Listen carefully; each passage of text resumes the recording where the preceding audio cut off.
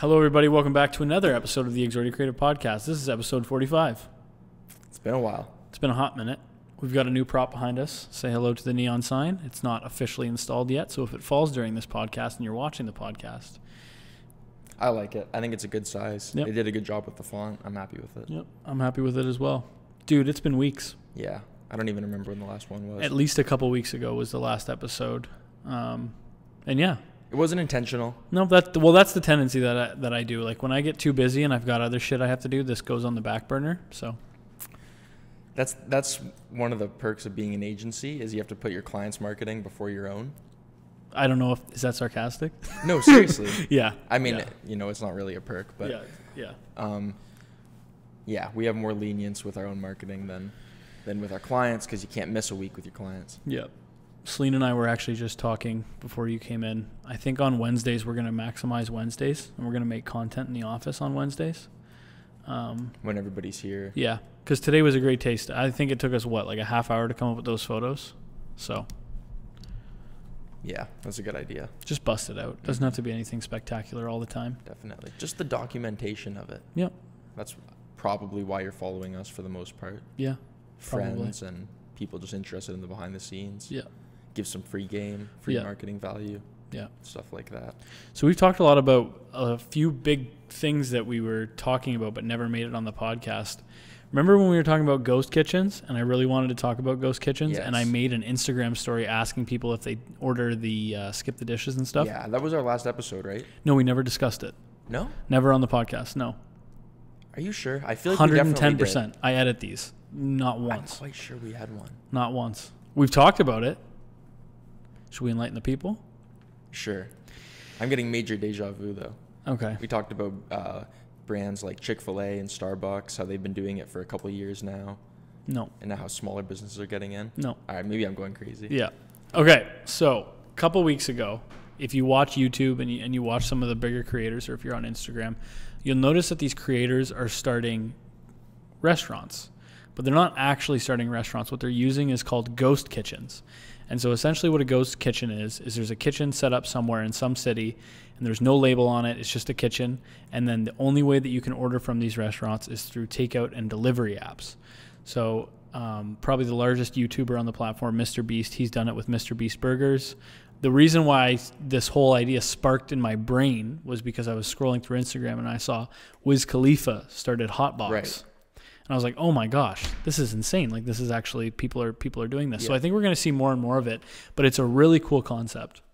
I agree. I think there's different ways that you can structure it.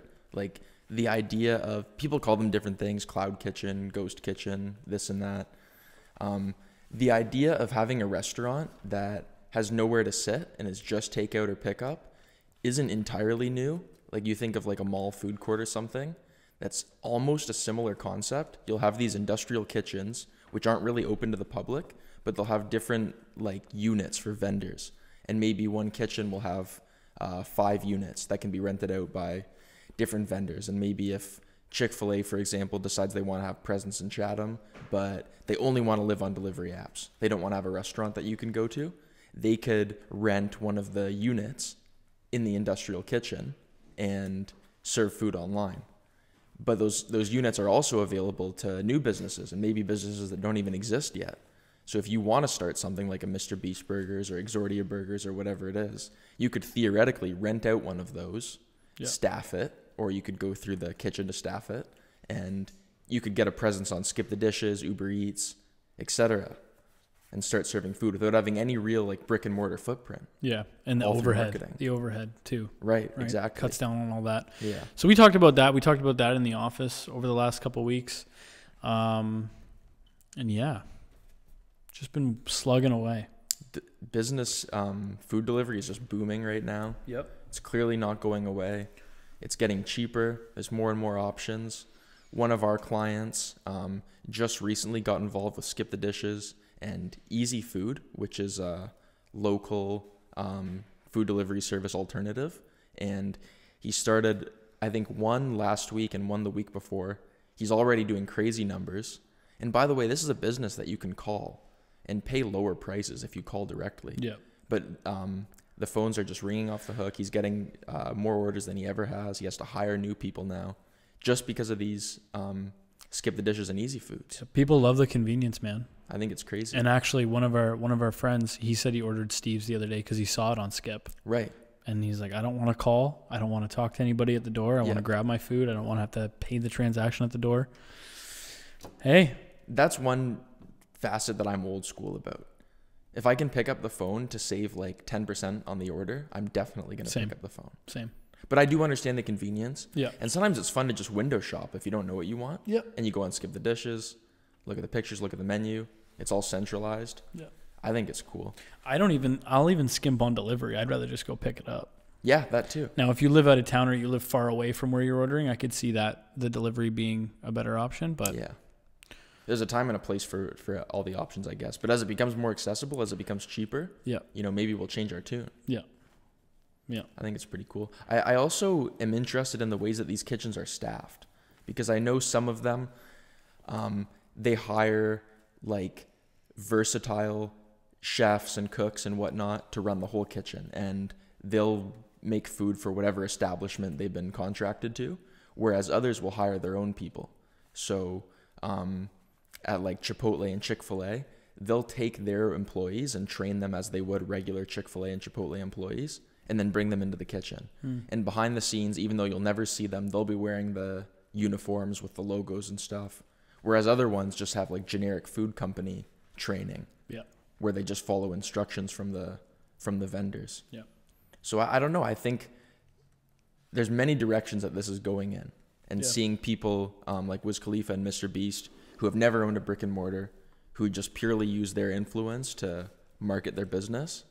I think, in terms of scaling, it's crazy, because as these concepts become like more validated, and as more of these kitchens open up all over the country, all over the world, it's just easier to expand your footprint. Yep. And if you're somebody with influence, then you already have pretty much most of the ingredients you need. Yep. Yeah. Are you good? Yeah, what's on? Okay. You're just fidgeting. Oh. Just curious. Okay. I'm you for the day. Okay.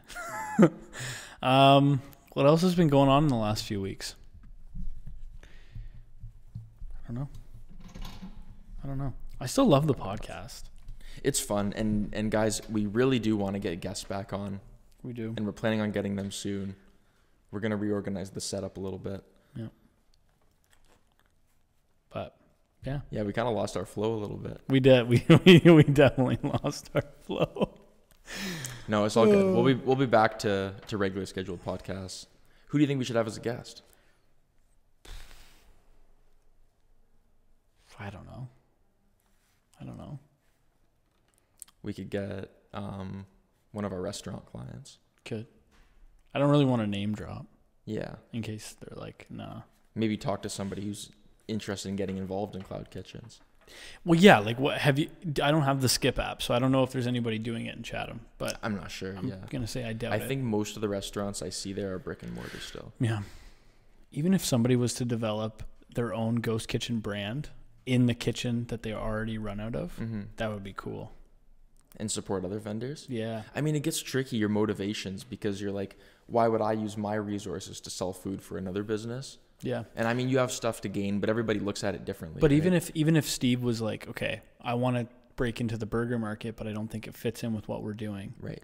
Maybe I start Bob's Burgers or whatever. Yeah. And it's only Skip. You can only order it through Skip. Yeah. And he did like a Skip only business. And that goes for any restaurant. It's kind of similar to like, a lot of restaurants will carry like Cheesecake Factory dessert. Yep.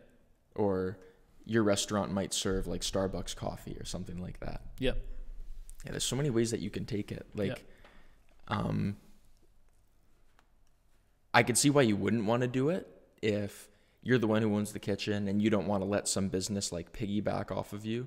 But if you get a, fair commission for what you're doing and you're able to provide a service that way, I think it could be a good idea. Yeah. Yeah. I think cloud kitchens have been around for years, but I think the new thing is having businesses that have never existed in any brick and mortar capacity just start from the onset with the cloud kitchen. Would you ever make a brand? 100%. What would you do? I don't know. You're a pizza guy. We've already talked about it. There's too much pizza here. You have a lot of pizza ideas, but I do agree. There's too much pizza here.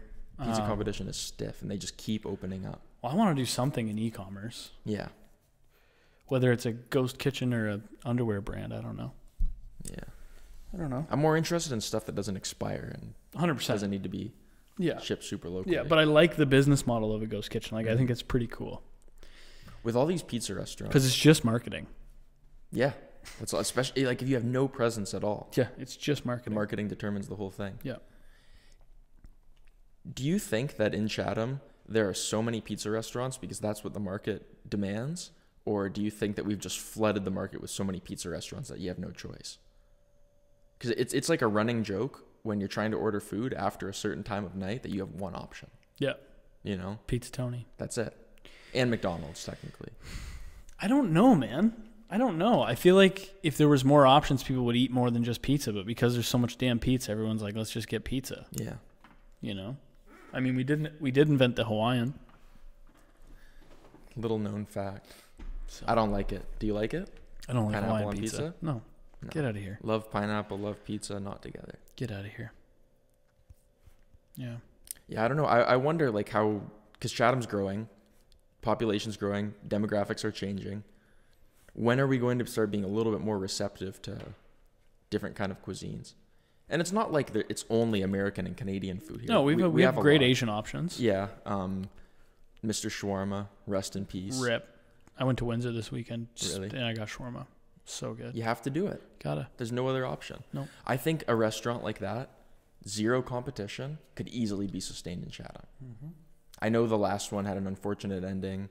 And I don't know what her whole story was. Like, I was a frequent flyer there. I don't know what the story was and why they closed. Yeah. It was in the pandemic. I don't know what it was. Because it was a hard time for all restaurants. It was a hard time for all restaurants. Somebody could do it. I tried to convince the Windsor guys to do it. Yeah. When I was there, I was like, you guys need to come down here, blah, blah, blah. I was selling them. But I personally think it would be easy money if you just franchised one out. Yeah. But I don't know. It's easier said than done. If we're talking like local right now, what do you think of all these weed shops, man? I've been inside. I've only been inside one, and that's Bud Bank, and it's absolutely beautiful. One of the nicest retail experiences in town. It makes the Apple store look like a dump. No expense was spared in like making the place like a really pleasant, professional experience. I don't really remember if it smelled like weed. I don't think it did that day. It was just nice and sterile and really well done. Yeah. It's like the pizza, you know, weed and pizza. But the thing with the weed, here's the thing, is because the way the Ontario government did it, there's absolutely no way that all of these are going to be sustainable. Right. So we've got like 3 or 4 on King Street alone. There's like 8 in Chatham now. It's wild. And you've got like 4 in Blenheim and all this crazy stuff. So no, they're not all going to be alive for the long run. Yeah. I don't know. There's a crepe store going in downtown Chatham. That'd be cool. Yeah. Like, new restaurants are consistently opening in Chatham. Yeah. We've proven that we can sustain more and more restaurants as the population grows. And Why no shawarma? And there's a skate shop in Merlin that just opened. Really? Yeah. I did not know that. Shout out to Family Skateboards. I found you on Facebook last night. That's interesting. I'm going to go see them. There are a few like major staples, like cuisine staples that Chatham just has nothing of. Mm-hmm. Like Greek food, maybe you could argue Chatham burger. Maybe. Mediterranean, I think, is absolutely the biggest. Yep. No bubble tea. No bubble tea. No pho. Those are just a few like major staples in any decent sized city that I think could sustain here. Yep. But yeah, I don't know. I think personally, when I think about a business like the weed industry, I think, why would I want to just subject myself to jumping through like regulatory hoop after regulatory hoop in a landscape that's not even like fully solid yet? Solid. And also the people can grow their own pot. I know. And so like you're going to see more and more of that. It's not going to become less and less. Yeah. Like if you never have to buy weed, why would you? Like, I get it. People like weed. People like pizza. Yeah. But, you know, aren't there other business ventures that could easily take off here? There are, but somebody has to make the leap. Right. I don't know. Why would you subject yourself to so much risk? So we are closing Exordia, and we are now restaurateurs. Yeah. Weed and pizza, one-stop shop. Weed and pizza. No permits for anything. Zip. Yeah, I don't know. I just think like there's so many ways to to make money in less like legal gray area. Yep. I'm not saying it's bad or anything. It just seems like a lot of headache to keep up with that type of government regulation. Yeah. Like, what are some of the rules that they have to abide by? These weed shops. Can't see through the windows. Right, you can't see through the windows. There's a bunch. They have to like partition the store in different ways and keep the checkout in a certain area. Keep the weed through like 2 sets of doors. Yeah. You have to be like really protective of all the product in the back. Obviously, like the IDing and the screening before you can even get in. Mm-hmm. I don't understand it. Yeah. I think maybe everybody was really wide-eyed in 2018, and everybody started planting the seeds to work toward getting their business up and running. No pun intended. Yeah, seriously. And now the business is sustained. I mean, now the business is here, but everybody else who had that idea 2 years ago is now also here. I don't know how they're doing. I don't really have my finger on that pulse. Me either. But I mean, like, we have in Chatham 2 LCBOs. Maybe it's busy on Friday evening. That seems to be enough. Mm-hmm.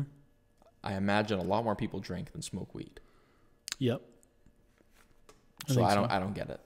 I don't get it ordering either. online. If I wanted to buy something like that, I would just get it online. Yeah. I don't know. Time will tell. Do you know how many we have in town? In Chatham, like Mm-hmm. 8. That is unbelievable.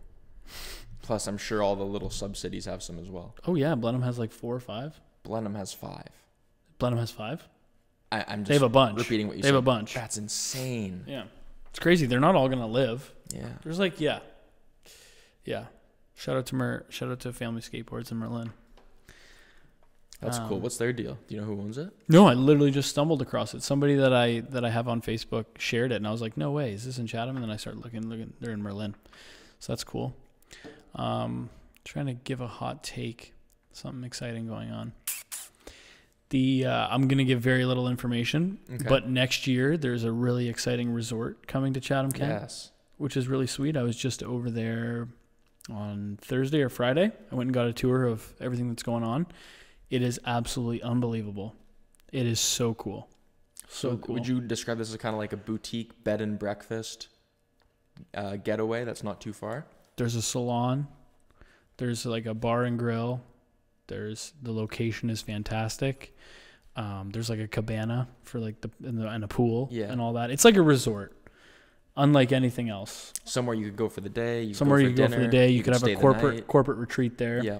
You could sleep in a teepee. You could sleep in a tree house. It's unbelievable.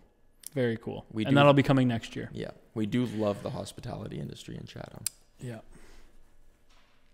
Yeah. I wonder if they'll serve pizza. I don't know. Probably. Imagine if you had to drive all the way to wherever this is to get shawarma. That would suck. If they just did shawarma, I would. We're doing an hour and a half round trip. I would too. Yeah, 100%. I would too. And yeah, to make the pizza situation even more ridiculous, when you think about the like pub and grill restaurants that also serve pizza. Mike's Place. Yeah, Boston Pizza. I mean, that's kind of a special one. But everyone serves pizza. Literally everyone. Centro. Yeah. Oven 360. Yeah. OG just opened. It's insane. How do you even differentiate yourself? There's so many freaking pizza shops, man.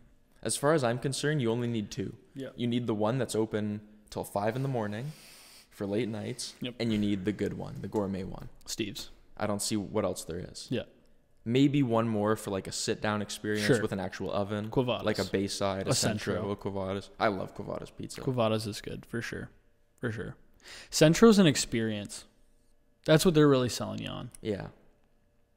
I've gotten their takeout there once, and I've gotten their food in there once or twice, and the food tastes better when I'm in the restaurant. You think so?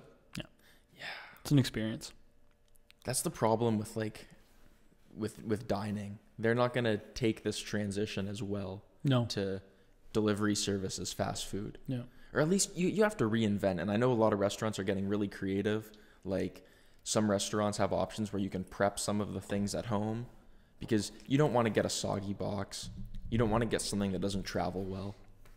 And a lot of these things, it's all about presentation and plating. And when you get it in a takeout box, it's like, oh, Yeah. It's not as fun. No.